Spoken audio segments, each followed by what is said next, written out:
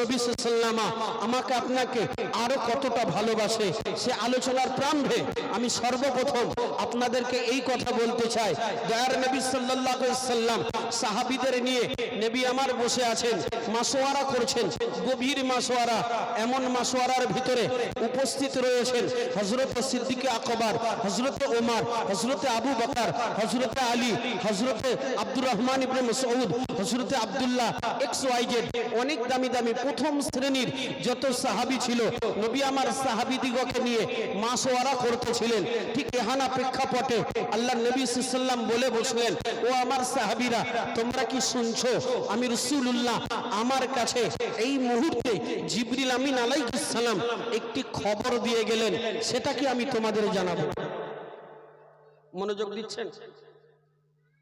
আল্লাহ রাসূল বলছে সাহাবাদেরকে, জিবরিল এসে একটা কথা বলে গেছে, এইটা কি আমি তোমাদেরকে জানাবো। সাহাবীরা অধীর আগ্রহ, ইয়া রাসূলুল্লাহ কি বলেছে? বলছে জিবরিল আমাকে বললেন যত নবী এসেছে, যত নবী এসেছে আদম থেকে শুরু করে ঈসা পর্যন্ত যত নবী এসেছে সমস্ত নবী আলাইহিস সালাম দিগের যারা রিসালাতের কাজ করেছে এদের একটি করে দাবি আল্লাহ পাক মেনে নেবেন। চাই সে দাবিটা XYZ হতে পারে, তবে শরিয়াত বহির্ভূত দাবি নয়। কথা বোঝা গেল ভাই? আমাদের সমাজে যারা MLA MP হয়ে কাজ করছেন তারা কেন্দ্রের তরফ থেকে, রাজ্যের তরফ থেকে তাদের অফার থাকে না, ভিন্ন ভিন্ন অফার থাকে না। আমি তাদের সাথে তুলনা করছি না, আল্লাহ ক্ষমা করুন, আমি বোঝানোর জন্য বলছি। জি, বিশ্ব নবীকে বললেন, ও হাবিব, সমস্ত নবী আলাইহিস সালাম যারা রিসালাতের কাজ করেছেন আমি প্রত্যেকের কাছে আমি একটি করে দাবি করার অনুরোধ করেছি।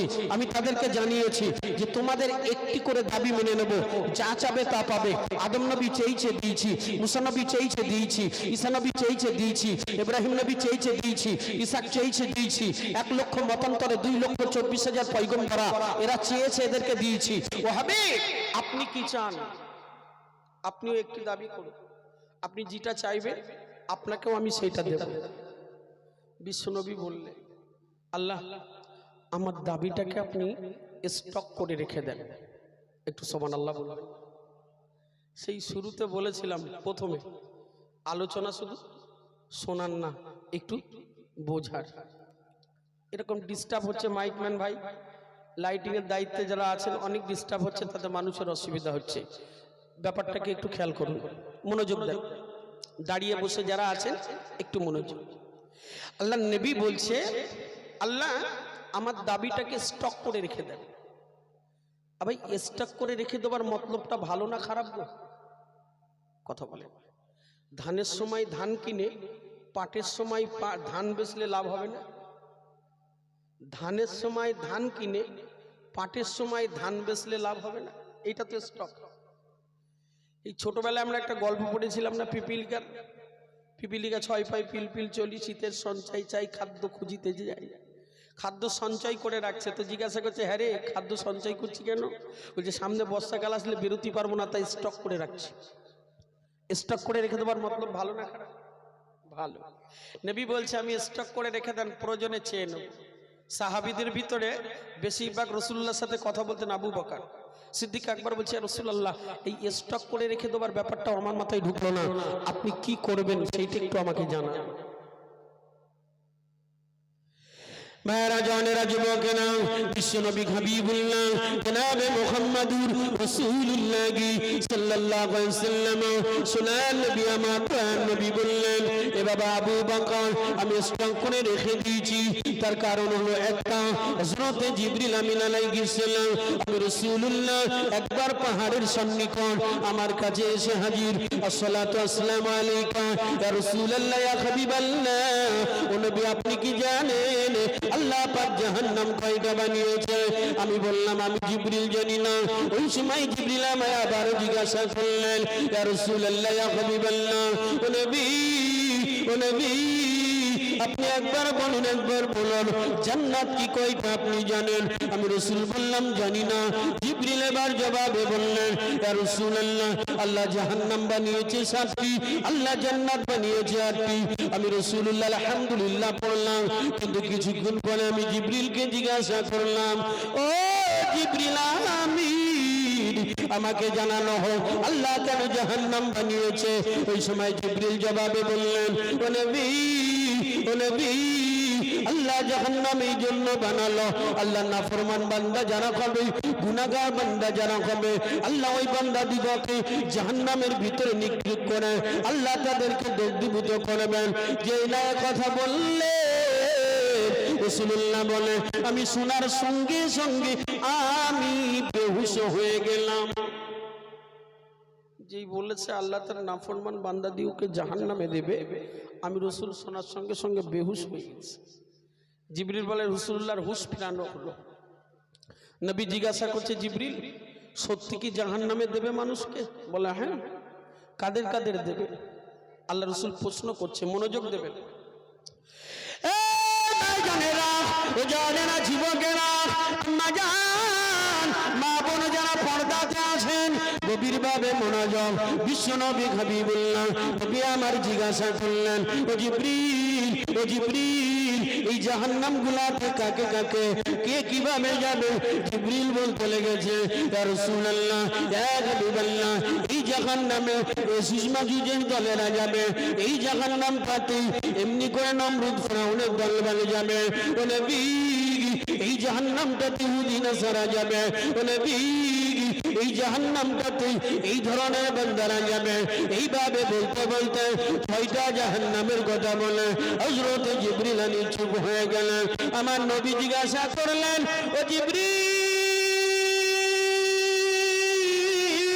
7 নম্বর জাহান্নামে কারা যাবে? একবার জানাও, একবার জানাও। জিবরিল মাথা নিচু করে দাঁড়িয়ে জিবরিল মনে করলেন আল্লাহ নবী জাহান্নামের কথা শুনে শোনার নবী বেহুশ হয়ে গেছে, কিন্তু 7 নম্বর জাহান্নামে কারা যে যাবে এই কথা যদি বলি আল্লাহ নবী আরো কষ্ট পাবে। জিবরিল মাথা নিচু করে আছে। আমার নবী আবারও জিজ্ঞাসা করলেন, ও জিবরিল, আরেকবার বলুন এই জাহান্নামে কারা যাবে? জিবরিল বলে, ইয়া রাসূলুল্লাহ, ইয়া হাবিবাল্লাহ, ও নবী, এই জাহান্নামে আপনার এক শ্রেণীর গুনাহগার উম্মত উম্মতি এই জাহান্নামটাতে যাবে। যে না বললেন আল্লাহ জিবরিল আমিন বলে এই কথা শোনার সঙ্গে সঙ্গে দয়াল নবী আবার বেহুশ হয়ে গেলেন। যেই বলল আপনার এক শ্রেণীর উম্মত উম্মতি যাবে, আবার রাসূলুল্লাহ বেহুশ হয়ে গেলেন।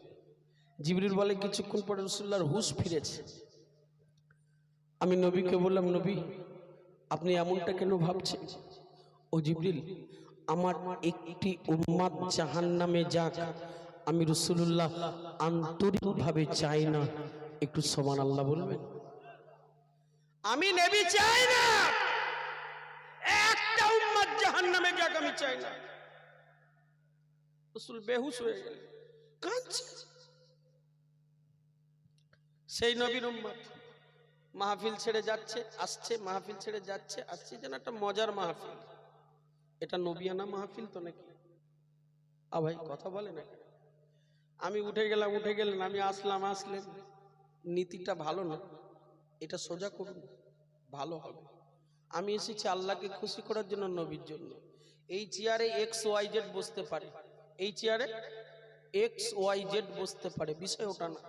আমি এসেছি আল্লাহ খুশি করার জন্য, নবিয়ানা মজলিসে। মনোযোগ। মাহফিলের পরিস্থিতি কিছুক্ষণের মধ্যে এমন হয়ে গেল কেন? বিশ্ব নবী আমার বললেন, আবু বকর, যেদিন জিবরিল বলল ইয়া রাসূলুল্লাহ, ইয়া হাবিবাল্লাহ, আপনার এক শ্রেণীর উম্মত উম্মতি এরা জাহান্নামে যাবে।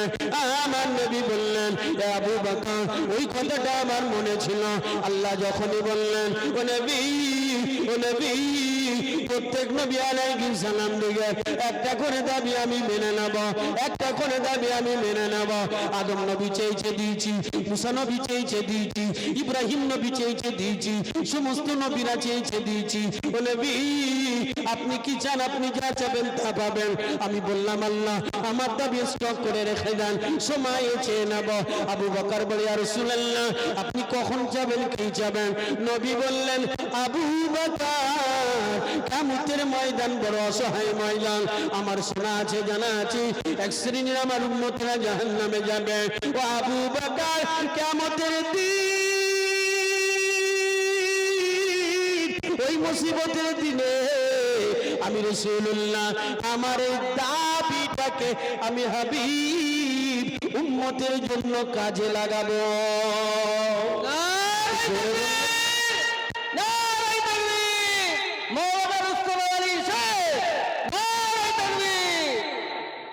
কথা বোঝা গেল? আমার উম্মতের জন্য কাজে লাগাবো, তাই ওইটা স্টক করে রেখেছি। এটা নবীর ভাবনা, নবী ভাবে উম্মতের জন্য আর উম্মত ভাবে দুনিয়ার জন্য। বিষয়টা এই জায়গায়, অন্য কিছু না। বিশ্ব নবী আমার যেই না কথা শোনালো, জিবরিলের কথা শোনানোর সঙ্গে সঙ্গে সাহাবীরা অবাক হয়ে গেলেন। ইয়া রাসূলুল্লাহ, ইয়া হাবিবাল্লাহ, এবারে আপনি আবার জানা কিয়ামতের দিন আপনি কি চাইবেন, কিয়ামতের দিন আপনি কি দাবি করবেন, কি জন্য আপনি স্টক করে রেখেছেন? বিশ্ব নবী আমার বললেন, ও আবু বকর, উসমান আলী, ওমর, আমার সাহাবীরা শুনে রাখো, কিয়ামতের দিন এই মুসিবত কঠিন কিয়ামতের দিনে আমি আরশে আজিমের নিচে আমি রাসূলুল্লাহ সিজদা পড়ে যাব। আল্লাহ পাক আল্লাহ তাআলা আমাকে জিজ্ঞাসাবাদ করবেন, ও হাবিবি আপনি কেন সিজদা পড়ে আছেন? আপনি সিজদা থাকবেন না, আপনি কান্নাকাটি করবেন না। আমার সব পছন্দ আমার রাসূলুল্লাহর চোখের পানি আমার পছন্দ নয়। আপনি কি বলতে চান আপনি বলুন। ওই সময় আমার নবী বলবেন, আল্লাহ আমি কিছু বলতে চাই না, আমার দাবি আমি রাসূল বুঝে নেব। মালিক আমি এক্সট্রা কিছু বলবো না, আমার দাবিটুকু আপনি বুঝে নেব। যেটা আপনি আমাকে দিয়েছেন, আদম নবীকে দিয়েছেন, দুনিয়াতে চেয়ে নিয়েছেন, মুসা নবীকে দিয়েছেন, দুনিয়াতে চেয়ে নিয়েছেন, সমস্ত নবীকে দিয়েছেন, দুনিয়াতে চেয়ে নিয়েছে। ও মালিক আমার দাবি কিয়ামতে বুঝে নেব। হাবিব আপনি কি দাবি করবেন? ও আল্লাহ পাক, আল্লাহ আপনার ওয়াদা হলো আমি যা চাইবো আপনি তা মানবেন, এটা কি সত্য?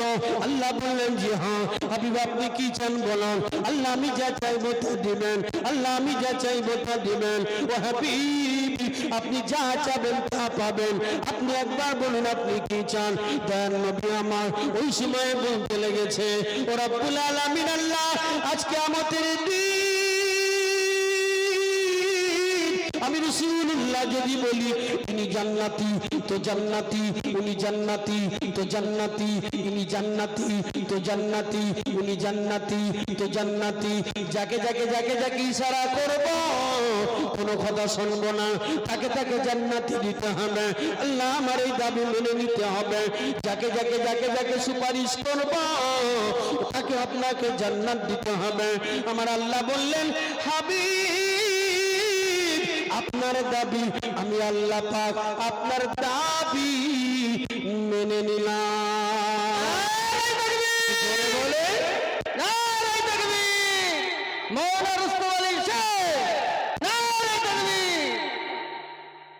কথা বুঝে যাচ্ছে না ভাই? ভাই মাইকে কথা বলবেন, কথা বুঝে যাচ্ছে?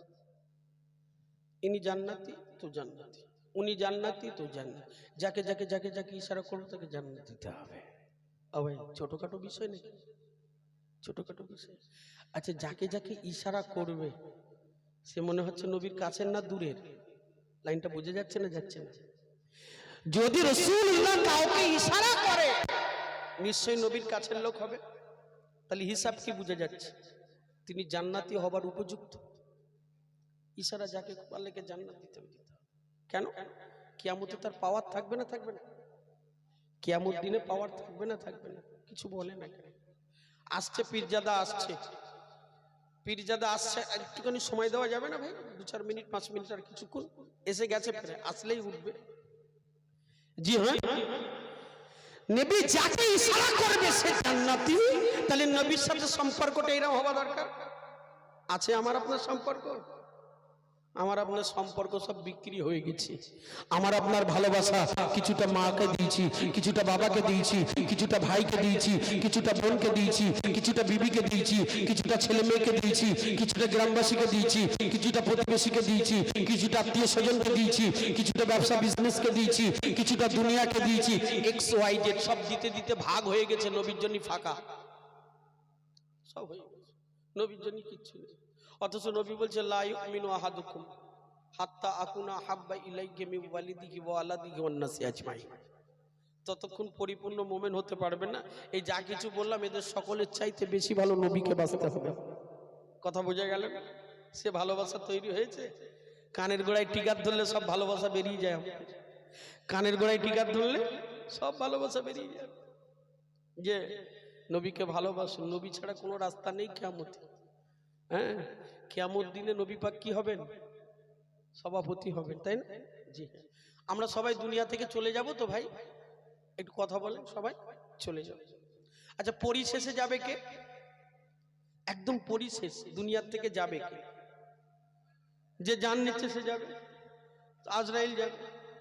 এই আজরাইল জানটা বেরিয়ে গেল, তাহলে সব ফাঁকা। আছেন কে?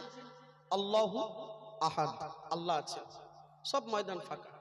অনেক লম্বা গল্পটা বলছি না, তবে আজরাইল থেকে কিয়ামত পর্যন্ত 40,000 বছরের ব্যবধান। দু একটা চালাক লোক আছে দেখেছেন, বলে আমরা আখিরি জামানার লোক, তো আমরা মরলেই কিছুদিন পর কিয়ামত হবে, বেশি দিন থাকতে হবে না। যারা ওই শুরুর দিকে মরেছে ওরা ভুগতেছে, ওরা ভুগছে, কিন্তু ওরা বোঝে না আজরাইল মরে যাবার 40,000 বছর পরে কিয়ামত শুরু হবে। 40,000 বছর কি কম মনে হচ্ছে নাকি? চালাকি করে কাজ হবে না এই জামানায়। তো যাই হোক, আজরাইল চলে যাওয়ার পর 40,000 পরে কিয়ামত হবে। তার অনেক গল্প রয়েছে, আমি সেদিকটা যাব না। গোটা দুনিয়াটা উঁচু নিচু কিছু থাকবে না, সব সমতল ভূমি হবে, সমতল, সমান সমান, গোটা দুনিয়া সমান সমান। নির্দিষ্ট সময়ে, একদম নির্দিষ্ট সময়ে আল্লাহ সর্বপ্রথম কাকে ডাকবেন, মনোযোগ দিবেন এইখানটায়। একটা ভাইটাল কথা বলছি, রাসূলুল্লাহর মহব্বতের কথা।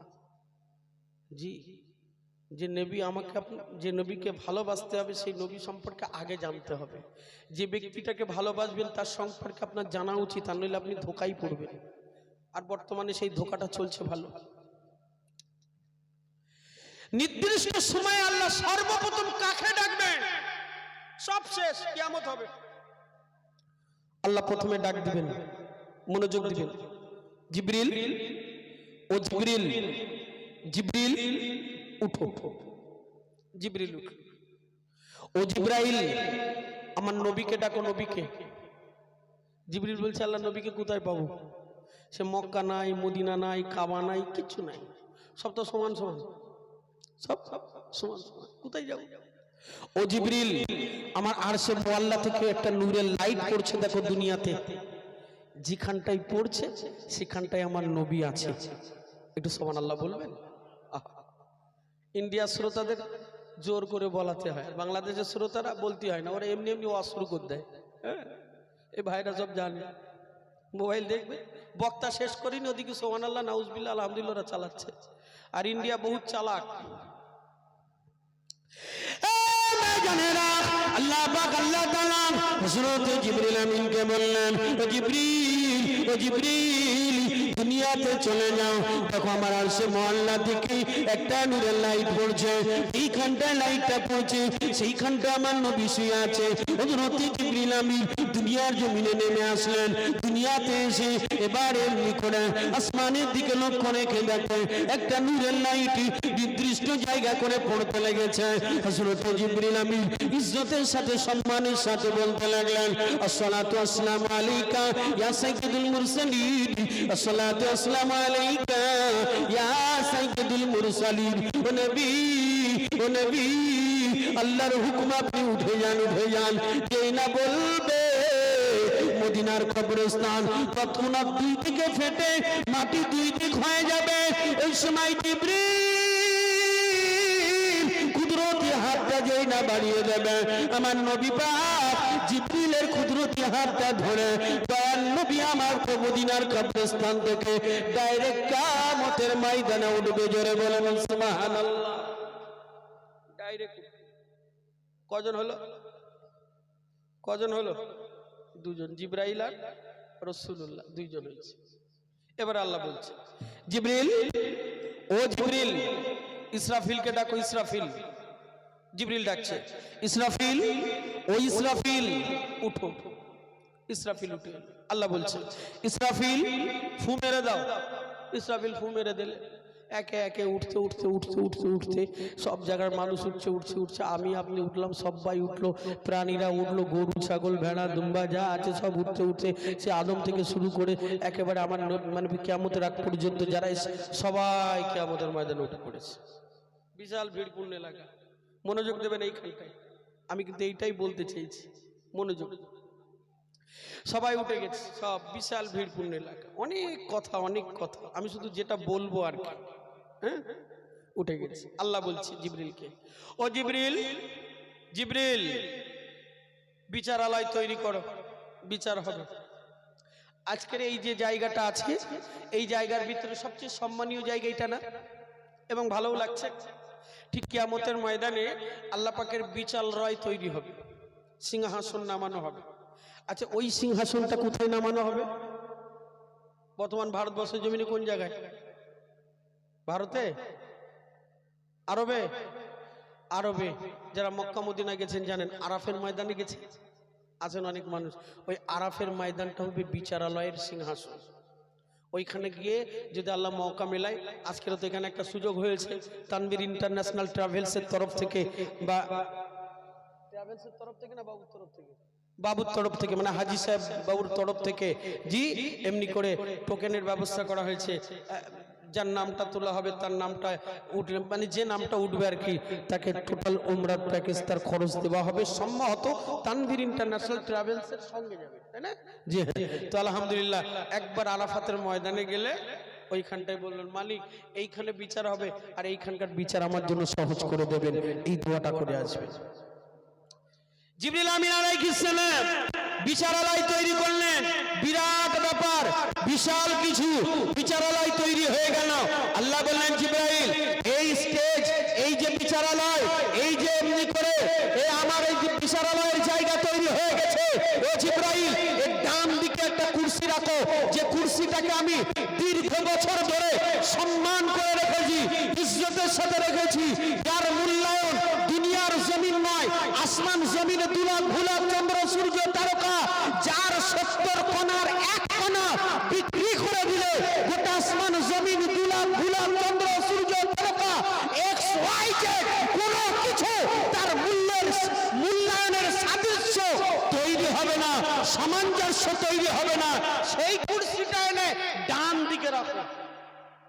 কুরসি, কুরসি চেয়ার, যার 70 কোণার এক কোণা, আসমান জমিন দুলাখ ভুলাখ এ কিছুর মূল্যায়ন করলে এর সাথে 70 কোণার এক কোণা মূল্যায়নে স্বাধীন মানে সামঞ্জস্য হবে না। তাহলে এইটা যদি কুরসির এক কোণার মূল্য হয়, তাহলে ওই চেয়ারটার মূল্য কত? আর ওই চেয়ারটার মূল্য যদি এই হয়, ওই চেয়ারে যে বসবে তার মূল্য কত? অঙ্কটা বাড়িতে গিয়ে মাথায় বালিশ দিয়ে একটু ভাববেন, অঙ্কটা বেরিয়ে যাবে। জিবরিল বলছে, আল্লাহ কুরসি কার? তুমি জানো না? তুমি না তো এই কুরসিটা আমার হাবিবুল্লাহর। সুবহানাল্লাহ, বাড়ি গিয়ে বলবেন। হ্যাঁ, না না, বাড়ি গিয়ে বলবেন, বাড়ি গিয়ে বলবেন, খুব ভালো হবে। বাড়ি গিয়ে একলা একলা বলবেন সুবহানাল্লাহ সুবহানাল্লাহ, অনেক সওয়াব হবে। ওই কুরসিটা কার? হাবিবুল্লাহ। হাবিবুল্লাহর সাথে আমার আপনার সম্পর্ক নবী ও উম্মত, নবী ও উম্মত। আর সেই উম্মতের সুবহানাল্লাহ দিকে গায়ে জ্বর আসতেছে। আল্লাহু আকবার, আল্লাহু আকবার। আল্লাহ বাঁচিয়ে রাখুক সবার, আমারও রাখুক, আপনাদেরও রাখুক। চলুন বিশ্বনবী বললেন, জনাবে মুহাম্মদুর রাসূলুল্লাহ সাল্লাল্লাহু আলাইহি ওয়াসাল্লাম দয়ার নবীকে ওই কুরসি গ্রহণের জন্য বলা হলো। হযরত জিবরিল আমিনকে আল্লাহ বললেন, ও জিবরিল, ও জিবরিল, যাও যাও যাও আমার হাবিবুল্লাহকে বলো ওই কুরসিটা আমার হাবিবুল্লাহ, আর ওই কুরসিতে বসে আজকের কিয়ামতে বিচার তৈরি হবে, বিচার হবে। এই বিচারের দিনের সভাপতি আমি আমার রাসূলকে করে দিলাম। জোরে বলুন সুবহানাল্লাহ। সভাপতি মানে কি? এ বাবা, সভাপতি মানে সবার উপরে। এইখানে সভাপতি করছে জনাব আলা হযরত মাওলানা আম্বিয়া সাহেব। সভাপতি যদি বলে বন্ধ করো তো বন্ধ করো, যদি বলে আরেকটু বলো তো বলো। সভাপতি মানে সবার উপরে, যা বলবে তাই। হ্যাঁ, তো কিয়ামতের দিন যিনি সভাপতি তিনি আমাদের নবী। লাইন ভালো না খারাপ? মনে হচ্ছে এখানকার লাইন ভালো না, ওদিককার লাইন ভালো। চলুন বিশ্ব নবী আমার কিয়ামতের দিনে সভাপতি হবেন। ওই সময় জিবরিল ঘোষণা দিবে, ইয়া রাসূলুল্লাহ, ইয়া হাবিবাল্লাহ, ও নবী, ও নবী, আল্লাহ পাক আল্লাহ তাআলা এই মুহূর্তে ঘোষণা দিল কিয়ামতের দিনে সভাপতি আপনি হবেন। ওই কুরসিটা আপনার। আল্লাহ গ্রহণ করতে বললেন। আমার নবী পাক জিবরিলকে বললেন, জিবরিল তোমার আল্লাহকে গিয়ে বলো ওই কুরসিতে মুহাম্মদ বসবে না।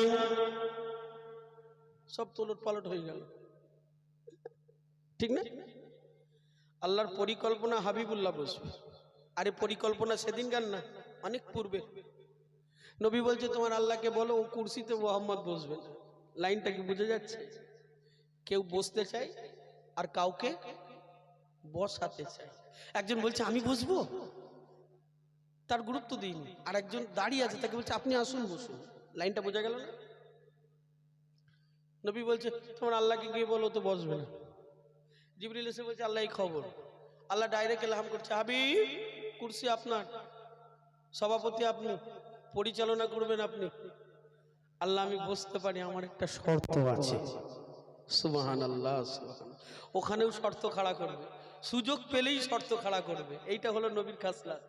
কিয়ামতে সুযোগ পেলে শর্ত খাড়া করবে কি করে উম্মতকে বাঁচানো যায়, আর উম্মত সুযোগ পেলে কি করে বাঁচ দেওয়া যায় সেই চিন্তা ভাবনা করবে। এইটা লাইন।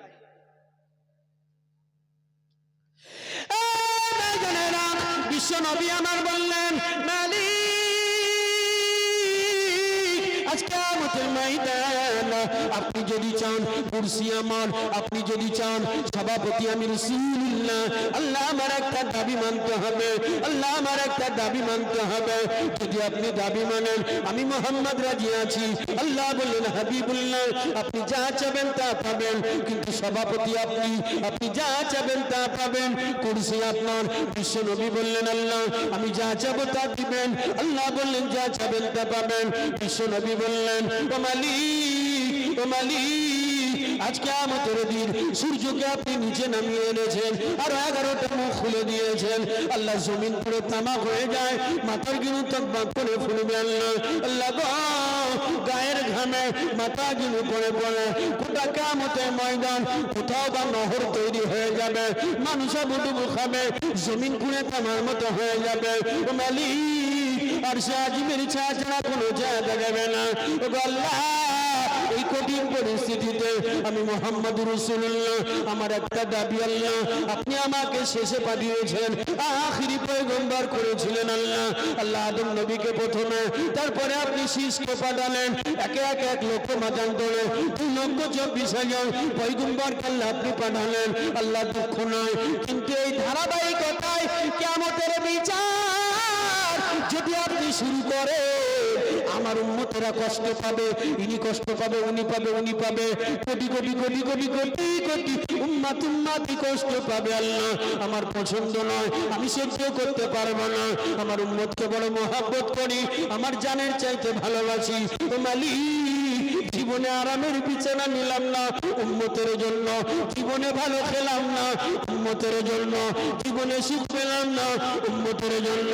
সব দিতে চেয়েছেন আল্লাহ, সব ফিরত দিয়েছি, গরিবী জিন্দেগি যাপন করেছি, আমি আমিরের জিন্দেগি যাপন করি নাই। আপনি বললেন ওহুদ সোনা বানাবেন, নিলাম না, গরিবী জীবন যাপন করলাম, একবেলা খাওয়া জোটে একবেলা জোটে না। আপনি বললেন আরামের বিছানা দিবেন, নিলাম না। আল্লাহ পিঠে দাঁত পড়ে গেছে, খাজুরের পাতার বিছানায় শুয়ে। ও মালিক এই উম্মাদকে আমি বড় ভালোবাসি, আল্লাহ এই উম্মাদকে বড় ভালোবাসি, এই উম্মাদ কষ্ট পাবে পছন্দ নয়। আল্লাহ আজকের কিয়ামতের ময়দান 50,000 বছরের একটি ডে, আল্লাহ একটি ডে 50,000 বছরের দিবা। 50,000 বছরের দিবা তো নাকি?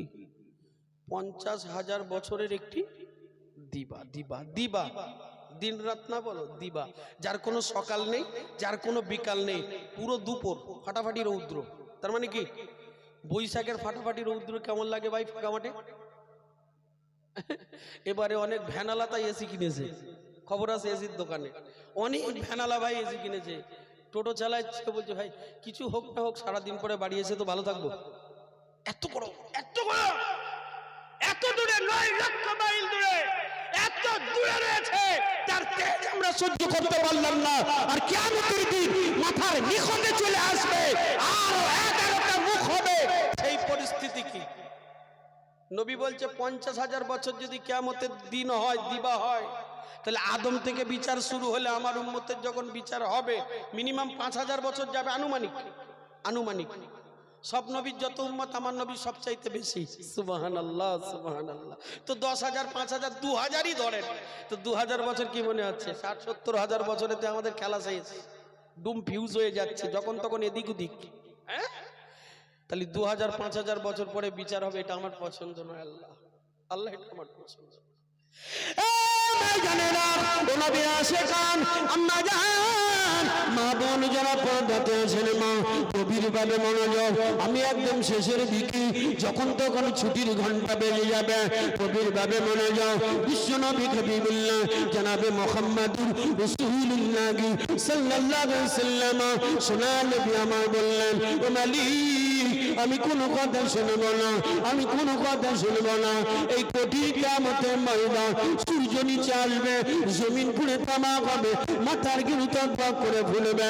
এই পরিস্থিতিতে ও মালিক, আমার উম্মতের বিচার আপনি যদি সর্বপ্রথমে করেন, আমি কুরসি নিব নতুবা নিব না, আমি সভাপতি হব নতুবা সভাপতি হব না। ওটা আমার আরজি যদি আপনি মেনে নেন তবে সম্ভব, নতুবা না। আল্লাহ বললেন, হাবিব, আপনার দাবি মেনে নিলাম, আর আপনার উম্মতের বিচার আমি আল্লাহ সর্বপ্রথমে শুরু করব। একটু জোরে বললেন না? ও নবীর উম্মতের একটু জোরে হবে না? নারায়ে তাকবীর, নারায়ে তাকবীর। বোঝা গেল? 63 বছরে হায়াতের জিন্দেগিতে উম্মতের কথা ভাবলাম, ইন্তেকালের শেষ মুহূর্তেও ভেবেছে না ভাই?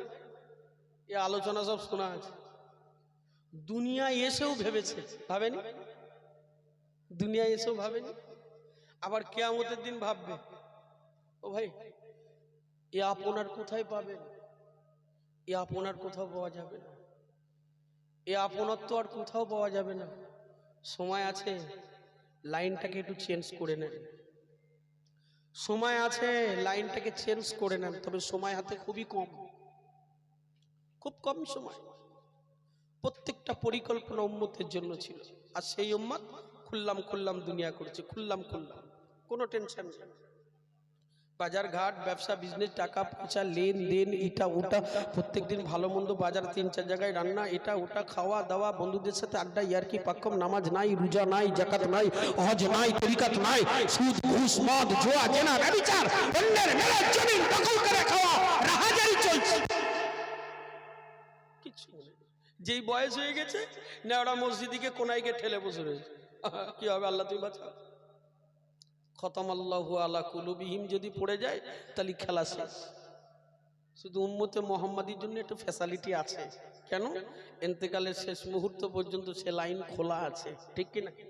খোলা আছে, তবে সে সুযোগ যে আপনি পাবেন তার গ্যারান্টি নাই, তার কোনো গ্যারান্টি নেই। অনুরোধ করছি, রাসূলুল্লাহর ভালোবাসাকে কদর জানিয়ে একটু ফিরে আসি, জীবনটাকে একটু, লাইফ স্টাইলটাকে একটু চেঞ্জ করে নিন, অবাক হয়ে যাবে। দয়ার নবী দুনিয়াতে আসছে, মনোযোগ দিন, দয়ার নবী দুনিয়াতে আসছে। বাড়ি রবিউল আউয়াল সবে সাদিক সোমবার উষালগ্ন 570 খ্রিস্টাব্দ বিশ্ব নবী আমার জগতের বুকে আসলেন। আম্মা জান আমিনা বলছে, আমি অবাক হয়ে গেলাম, কি ছেলে কি মেয়ে আমি বুঝতে পারিনি, তবে এটা বুঝতে পারলাম আমার রেহেম থেকে যেন একটা নূরের তলা বেরিয়েছে আর গোটা বিশ্বকে এক মুহূর্তে আলো করে দিয়েছে। সুবহানাল্লাহ বললাম। আম্মা জান আমিনা বলছে, ওইটাতে আমি খুব অবাক হইনি, তবে সে যা নূর দেখেছিলাম আমি ভাষায় বলতে পারবো। আম্মা জান আমিনা যে নূর দেখেছিল রাসূলুল্লাহ যেদিন আসে, এটা নবী দিবসের মাস নয়, কিন্তু আমি আলোচনা ওই দিকটা নিয়ে যাচ্ছি না, ওইখান থেকে একটা কথা তুলে নেব বলে, ওইখান থেকে একটা কথা তুলে আপনাদেরকে উপহার দিতে চাই, যেটা বিশ্বনবী তার উম্মতের ভালোবাসার আরো একটা নিখুঁত নমুনা ওইখানটাই জড়িয়ে রয়েছে। দয়ার নবী যখন দুনিয়াতে আসছে, আম্মা জান আমিনা বলছে, কি নূর যে আমি দেখেছি আমি বলতে পারবো না, আমার ভাষা নাই। তবে 1 মিনিটের কিছুক্ষণের জন্য দেখলাম যেন গোটা দুনিয়াটা নূর আলোটা ছড়িয়ে পড়েছে। আচ্ছা ভাই, একটু আগে লাইট অফ হয়ে গেল না, আচ্ছা, এই লাইটটা 2 ঘন্টা অফ আছে আর আপনার 2 ঘন্টা বসে আছে, এখন 10 সেকেন্ডের জন্য কারেন্টটা এলো আর গেল, বুঝতে পারবেন না আপনারা? আম্মা জান আমিনা বলছে ওই রকম কিছু। আমি যেন ভাবলাম একটা নূর এলো আর গোটা দুনিয়া ছড়িয়ে পড়লো, আর দেখলাম কি নূর দেখেছিলাম বলতো। সেই নূরের ব্যাখ্যায় গোটা পাকিস্তান আর গোটা বাংলাদেশ এত নাত লিখেছে, এত গজল গেয়েছে, যার কোনো শেষ নাই। আচ্ছা, যত নাত তো সব নবীর নামে, কত কায়দায় যে যেভাবে পাচ্ছে সেইভাবে নবীর গীত করছে, প্রশংসা করছে ইত্যাদি। ছোট্ট একটা কলি বলবো এই ব্যাপারে, ছোট্ট একটা কলি, যেহেতু বলার মানসিকতা নেই, তারপরও ছোট্ট। মুখতার কায়নাত সা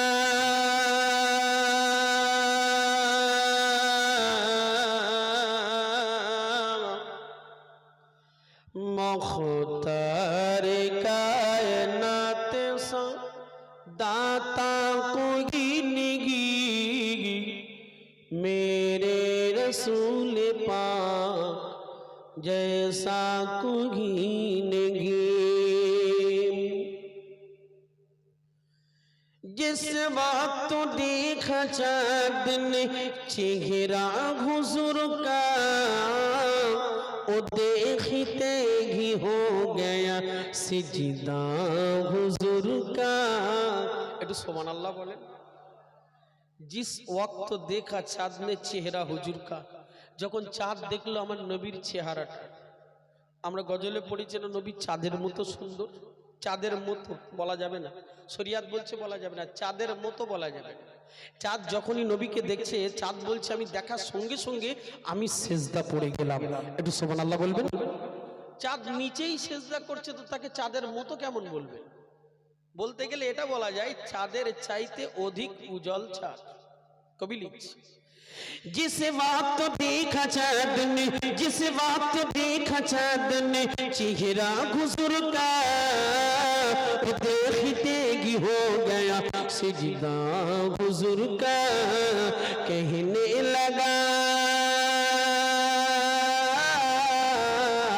कहने लगा हुजूर से अच्छा कोई नहीं मेरे रसूल पाक जैसा कोई नहीं। सुबहानाल्लाह। আমার নবীর মতো সুন্দর কিছু হতে পারে না। অনেক নাত রয়েছে, আমি ওদিকটা যাব না, আর গজল বলাটাও আমার পেশা নয়। আমি শুধু বলতে চেয়েছি আম্মা জান আমিনা বলে কি নূর বেরিয়েছিল আমি জানি না, তবে ওই নূর দেখে আমি যতটা অবাক হয়েছি, পরে আরো বেশি অবাক হলাম। কেন হলাম? দেখলাম আমার মোহাম্মদ দুনিয়াতে এসেই সেজদা দিচ্ছে, সেজদা। সুবহানাল্লাহ, সুবহানাল্লাহ। সেজদা দিচ্ছে, সেজদা। আবার সেজদা দিতে গেলে একটা বয়সের ব্যাপার আছে না, এসেই সেজদা দিয়ে সেজদার অত।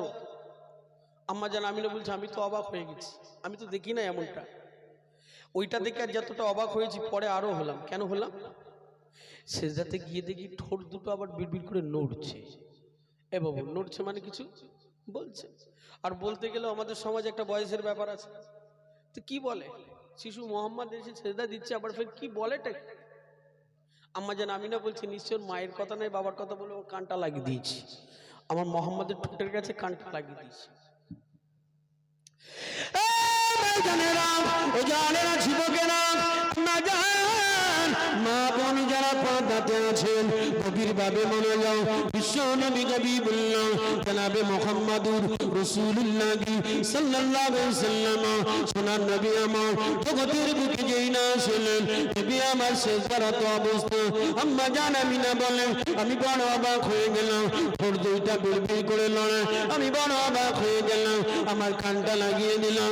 আমি মনে করতেছিলাম ওর বাবা অথবা মায়ের কথা বলবে, কিন্তু আমি কানটা যেই না লাগিয়ে দিলাম, ওই কাবা ঘরের মালিকের কসম করে বলছি গো, আমার মুহাম্মদ ওর বাবার কথা বলল না, ওর মায়ের কথা বলল না, ওর দাদুর কথা বলল না, ওর চাচার কথা বলল না, ওর অন্য কারোর কথা বলল না। আমার মুহাম্মদ পরিষ্কার বলতে লেগেছে আলহামদুলিল্লাহ, সমস্ত প্রশংসা একমাত্র আল্লাহর। জোরে বলো। নবী দুনিয়ায় এসে কার প্রশংসা করলো? আল্লাহ। দুনিয়ায় এসেই বলছে আলহামদুলিল্লাহ, মালিক তোমার প্রশংসা।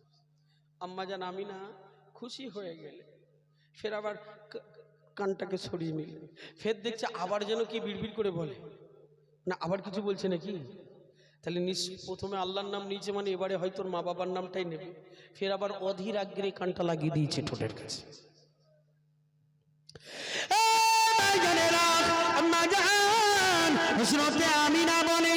আমি বড় অবাক হয়ে গেলাম, আবার অধীর আগ্রহে আমার কানটাকে আমার মোহাম্মদী ঠোঁটের কাছে লাগিয়ে দিলাম।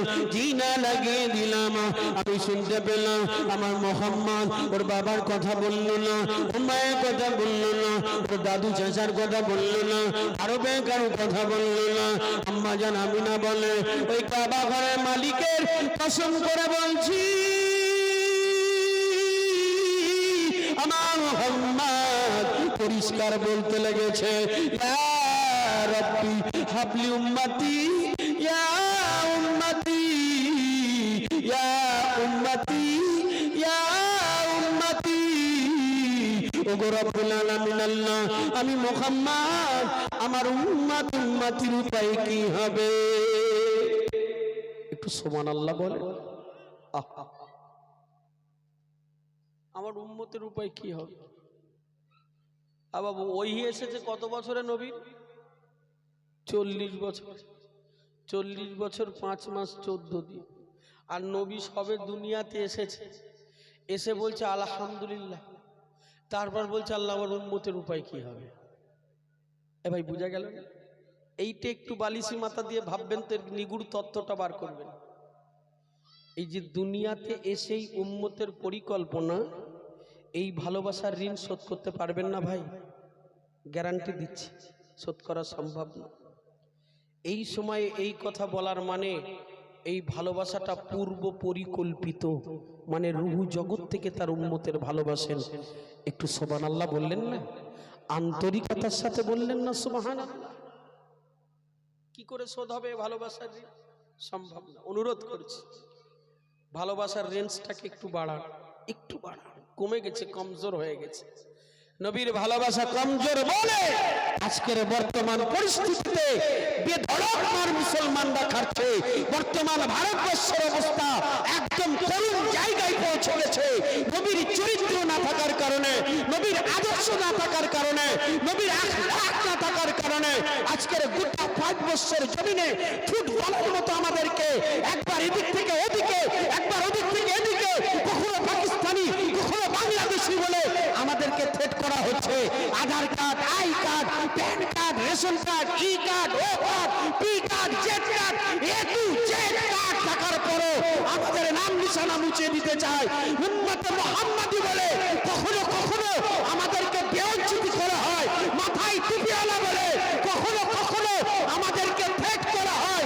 কিন্তু আপনি জানেন না, গোটা ভারতবর্ষ নয়, গোটা পৃথিবীর জমিনে একটা ইমানদার বেইজ্জতি হোক, এইটা আমার মালিক ও তার রাসূলের পছন্দ নয়।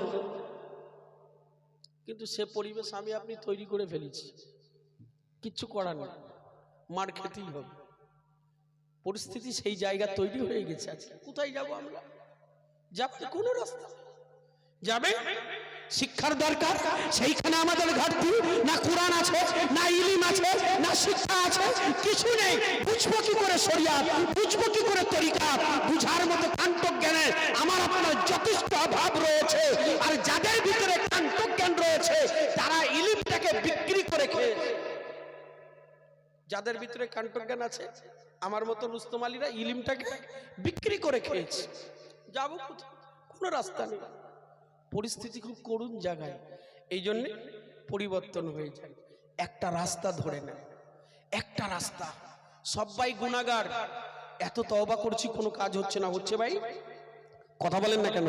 লাইলাতুল বরাতে তওবা করলাম, লাইলাতুল কদরে তওবা করলাম, এমনি করে ঈদুল আযহাতে তওবা করলাম, ঈদুল ফিতরে তওবা করলাম, জুম্মার দিনে তওবা করলাম, জুম্মার রাতে তওবা করলাম, ইসালের সব মাহফিলগুলোতে গিয়ে তওবা করলাম, পীর সাহেব হাফেজ সাহেব মা সাহেবের কাছে গিয়ে তওবা করলাম, রাত্রেবেলা গোপনে গোপনে তওবা করছি, কিন্তু কাজ হচ্ছে না। আগে নিজে ভালো হয়ে যান, তারপরে রাস্তা ধরুন, মজা পাবেন। জীবন ভোর গোনা করে রেখেছি, কলবের বাম স্তনের 2 আঙুল নিচের ঘরটা পুরো কালো হয়ে গেছে, কোনো জায়গা নেই, এখানে কিছু ঘেঁষবে না। এ ঘেসবে বাবু, অনেক মুরব্বীরা আছেন এখানে, অনেক তরিকাপন্থী মানুষ আছেন। আমি শুধু বলবো, ওই নবী যে নবী এত ভালোবাসে, সেই নবীর ভালোবাসা তৈরি করতে গেলে আপনাকে দুটো রাস্তা অবলম্বন করতে হবে। এক হলো ইলমি জাহির, আর দুই হলো ইলমি বাতিন। এই দুটো রাস্তা যদি আপনার ভিতরে না থাকে, ওই নবীর সান্নিধ্যে পৌঁছাতে পারবে না। ওই কিয়ামতের দিন যাদের যাদের রাসূলুল্লাহ ইশারা করবে, ওই ইশারাভুক্ত হওয়া আপনার আমার দ্বারা কখনো সম্ভব নয়। আপনাকে তরিকাত জানতে হবে, শরীয়ত জানতে হবে, জাহিরি ইলম অর্জন করতে হবে। এটা যদি আপনি না করেছেন, রাসূলুল্লাহ পর্যন্ত পৌঁছানো নামুমকিন। শুকনো ঈমান নিয়ে যাওয়া যাবে না। তার কারণ আমাদের শত্রু যে, সে বেটা সম্পর্কে আগে জানতে হবে।